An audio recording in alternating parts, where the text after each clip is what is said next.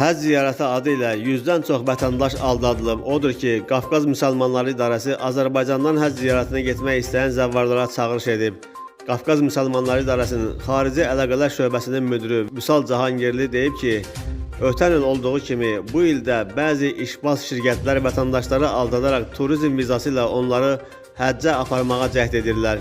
Bizdə olan məlumata görə 100-ə yaxın, bəlkə də daha artıq vətəndaşımız belə işbazların təşviq edici vədlərinə aldanaraq onlara çoxlu pul vəsaitləri ödəyiblər.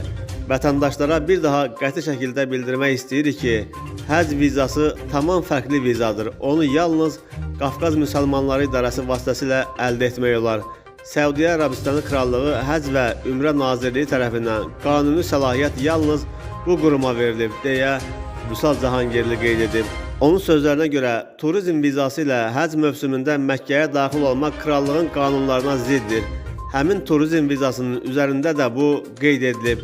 Bu qanunu pozanları krallığın hüquq mühafizə orqanları tərəfindən yüksək cərimələr və həbslər, deportasiyalar və qara siyahıya düşmələr kimi ağır cəzalar gözləyir. Ötən ildən fərqli olaraq bu qanunu pozana cərimə 2 qat artırılaraq 10.000 Səudiyyə riyalı, təxminən $2700 təyin edilib. Bizdə dəqiq məlumatlar var ki, keçən il çox sayda vətəndaşlarımız belə şirkətlərin qurbanı olub. Bir daha xəbərdarlıq edirik ki, vətəndaşlarımız belə işbazlara aldanmasınlar, özlərini yüksək maddi və mənəvi xəsarətə məruz qoymasınlar deyə Vüsal Cahangirli çağırış edib.